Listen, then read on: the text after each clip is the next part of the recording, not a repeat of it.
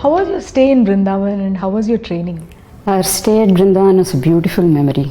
Those 4 months we were treated like daughters of a king, because we were handpicked and selected personally by Swami, and with so many instructions to so many ashramites there. They really put us on their heads, and we enjoyed it. So we started training. It was a very intense training, and all our lessons were planned. We didn't have a minute to breathe. We were quite ready by the time it came to for us to go. During this time, as Swami had promised, after we settled down a bit, few days, Swami came, asked us, "Sadupayalanni bagunnaya? Sir, facilities fine. Are you comfortable with the stay?" We said, yes, Swami. They're all fine. Then he said, write letters every week. So we used to, somebody or other used to come to from Parthi to Vrindavan. Each Sunday we used to sit and write regular letters to Swami, how we are proceeding with the thing. And every week he said, he used to mention whatever we mentioned in the letters, little, some songs we used to write, some poetry. Bagundi. And then when we came back from the training, on the way in the bus, we saw this palace sprouted, ready for it. And along with, complete with the staff quarters, everything was like, we couldn't believe that it could come like magic. Nothing was there. It was a plain ground when we left, and this was standing, and we didn't imagine that this could be the structure. We expected a normal hospital building, and Swami made it an art, the whole thing. And he seemed to be waiting for us to return. So he was ready with white saris, then instructions, from tomorrow you must go and work, start your work. And he gave us namaskar as soon as we came the first darshan, and then saris as a uniform. And then Madam came forward, she introduced, "Swami, these are Anantapur girls, they are my assistants." I know, I sent them for training, very good girls. And then he said, "Bhaga pani cheyandi." I just want to go back a little at this point. I had a childhood injury on my right foot, and I couldn't stand for more than 20-30 minutes at a time, at a stretch on my feet. So I used to feel as if I was standing on a burning coal under my right foot, right sole. So this was troubling me a lot. I was like, how could I do my duties well if this... I had actually become unconscious twice during the training period. So this was really bothering me, nagging worry behind. So when Swami said, "Bhaga pani cheyandi," looking at us, I remembered this problem. So I went forward and told him softly, "Swami, you must give me the strength needed to do work well. Because Bhaga pani cheyalante meer shakti ivvali, Swami." Then he said, he didn't say anything, he just looked deep into my eyes and nodded. And then he gave us namaskar, took namaskar. Next day, that day we went by some borrowed car to the hospital to inspect CTVs, OTs, how they are. We had to do surveillance. So before that we had to inspect what the area is, how big it is, and what we need to get next time. So next morning we were planning to get the necessary material to hospital and do the surveillance. And Swami told Premavat Madam that he'll be sending a car to take us to hospital.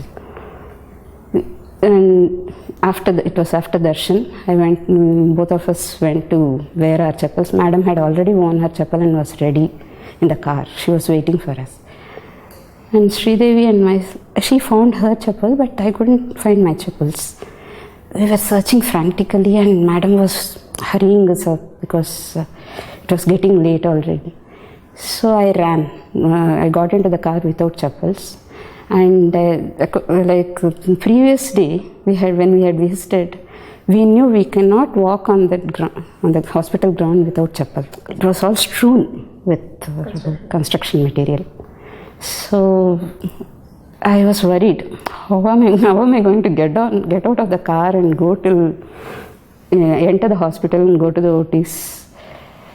And even my partner Sridevi, she was also expressing her worry. What to do? Shall we tell madam that you don't have chappals and ask somebody to get it for you? Get some chappals for you to wear. And then as we entered the hospital gates, our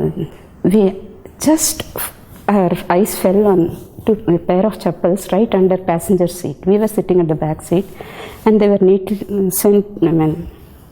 tucked away, right? We could see, and they looked as if they'll be fitting me. So both of us decided it's better to wear them, for me to wear and then go finish the work, come back. While going, I can just put them back. Then I wore them. They were slightly bigger, and went to the hospital, finished our work. When we came back, that car was missing. Another car with another driver was waiting for us. So I couldn't replace the chappals, and I didn't find time also to buy a new pair, because we were so busy from morning, whole night, whole day. We didn't know how days passed. This is the biggest miracle, our energy levels. We didn't know when we slept, when we worked, when the day came, when the night came. We were so occupied with our work. I'm sure everyone who was there during the initial stages, they would have experienced this. Because manpower was less, we had to do so many duties apart from what we were assigned. So there was absolutely no time to go buy chappals. I continued to wear them, and that particular car and the driver never came back. On 22nd morning, the hospital inauguration took place, and then we stayed there. The hospital remained doing some work, like patient samples were coming and we were processing them and all that. And Swami came that evening. Just before he left for convocation, he came. And that was the time when we noticed he had been coming to hospital during our visits earlier, and somehow our eyes never fell on his feet. That was the day he was giving us namaskar. So when we were taking namaskar, I realized he was wearing exact replica of the chappals I was wearing, and they had taken from the car. So the whole week it then occurred, I must have been wearing Swami's chappal. And I also realized that not once did I feel the pain, that leg pain I had earlier. So this was the cure. This is how he cured me, giving his own chappals. And just to confirm, next day, birthday, the same car and the same driver came again to take us to hospital.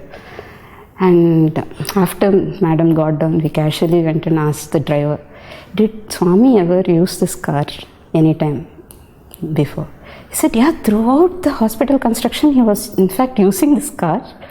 And the day he came to us to take us, the driver, he said he had just then left Swami at his residence and come back. Swami had sent that car to us. And that pain never returned, that particular problem was solved with those chappals. Sister Sujata, how were your initial days in setting up the lab? As I mentioned, we started off in West 7. Once the inauguration was over, all the samples collected in the morning, they used to keep them separately for microbiology. Myself and my partner had to go to GH, collect those samples, come here, start the work, and then throughout the day, they used to collect blood donor samples, which we had to screen for HIV, HBsAg. That was our job. This particular test called ELISA, we used to start at 10 o'clock in the night, and it used to get over by 4 o'clock in the morning. Then we used to rush to ashram, where our rooms are, have bath and change into darshan clothes. And then the day starts from there. 5 o'clock we used to be there in darshan ground. They used to permit us to enter by 5:30. and we were there all that. So day in, day out, as I mentioned, the energy levels were so high. It was as if Swami was working through us. We were just available physically. His energy was doing everything, performing the surgeries there, and people expected us to look at least tired. But we were so energetic. We were ready for anything, anytime they called. So it went on this way. I would like to mention one funny incident which happened during this time. So once we went to collect our blood samples and other culture samples from GH, and Swami had coincidentally, he had come for inaugurating the dental department there. So by the time he finished the round inside the dental department, we were there standing right at the door. As Swami came out, somebody offered a glass of coconut water. Swami dipped his finger into it and put it on his tongue. And then I noticed nobody was offering him a hanky to wipe his finger. And I had a hanky. I always used to carry one for darshan.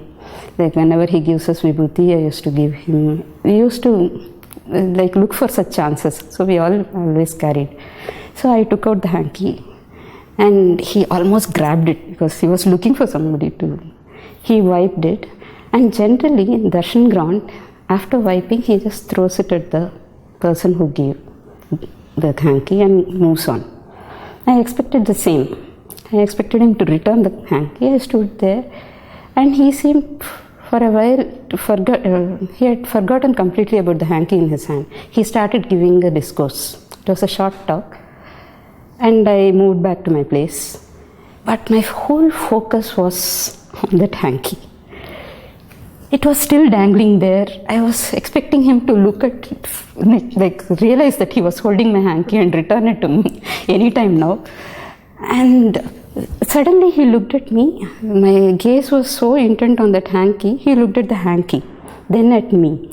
Then he made a gesture as if he was about to give me. Then changed his mind, started wiping his face, then his neck. I never saw Swami wiping his face and neck so much. And I was here. I was very happy. My hanky is getting blessed more and more. Now he'll give me next. And then he left it in his hand again. He continued the discourse. My total focus was on that hanky that I missed the whole discourse. It was around 10 to 15 minutes. And I was standing right next to him. I didn't enjoy the darshan nor that sambhashan. And he was looking all the while at us, but my look was totally on that hanky. Finally, he finished and Aarti was over. And he just walked past me carrying that hanky with him. And I ran. Oh, Swami, my hanky. So quite a number of people were in between, had come by then. I couldn't follow him right behind him.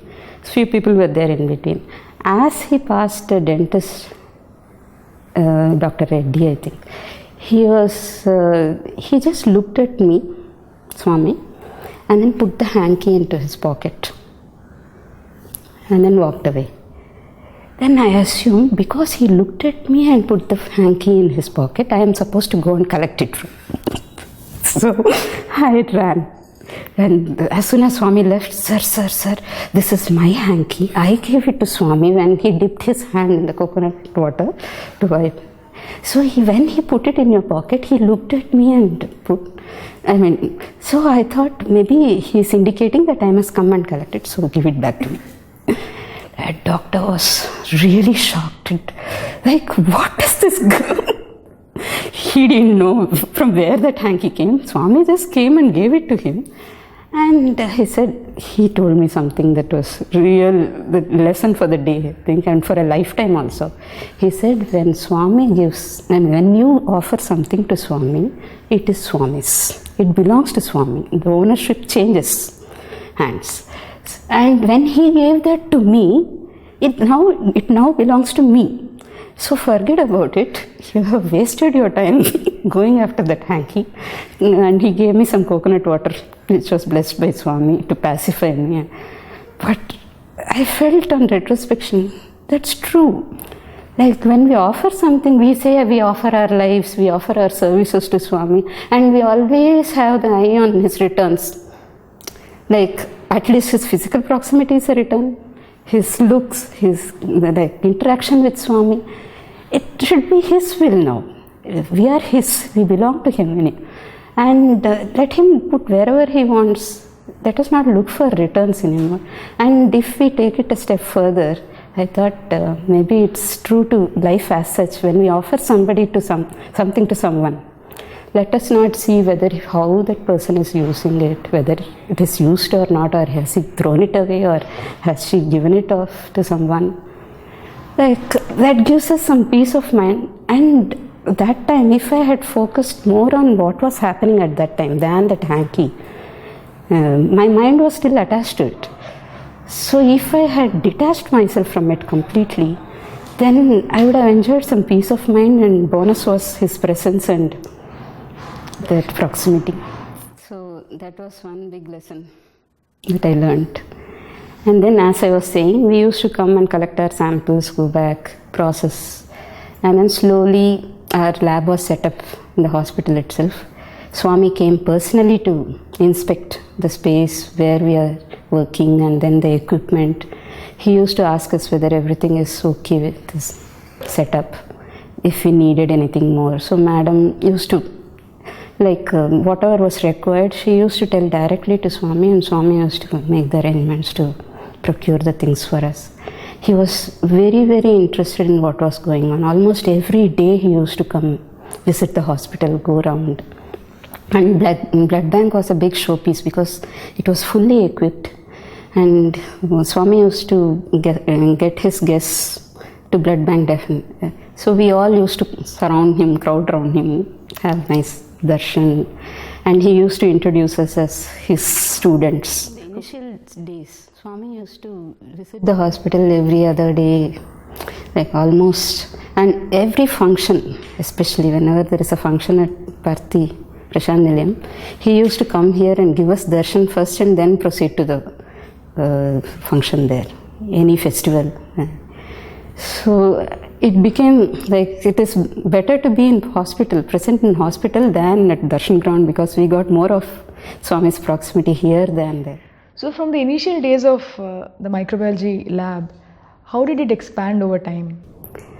Like the expansion of the lab was simultaneous with the expansion of the hospital. First year it was only CTBS, so the lab setup was only meant to cater to CTBS department. And then urology was added, so we had to expand a bit to accommodate urology samples, and the nature of processing, everything differed. So we had to update. Each year a different department was added to the hospital, and then we had to upgrade ourselves, the knowledge also we had to study further. During this time, as the hospital was expanding, our HOD, Prema Bhatt Madam, felt that our initial training was not enough. She said, in order to keep up with the demands of the hospital is growing and lab has to expand. So we need to know more about microbiological techniques and the organisms we might face with each different sample. So when it is urology, it comes to urological problems, samples will be from the urinary tract, and till then it was only CTBS. So, and then after eye department, we had to learn some more about Aftal. So she said, this is not going to work, we'll have a Pakka course. So she started a 1-year diploma course, postgraduate, in medical microbiology. So this course was so thorough, it covered all aspects of microbiology. So we were prepared to handle any kind of specimens in future also. Swami had not only helped us with the personal training, but he helped us equip the lab also to meet the demands of the growing hospital expand. So as the hospital expanded, our lab also expanded. We got the state-of-the-art equipment, which now we stand at a level, we are in par with the best labs in the country and comparatively in the world also. Sujata sister, thank you so much for sharing such beautiful experiences with us.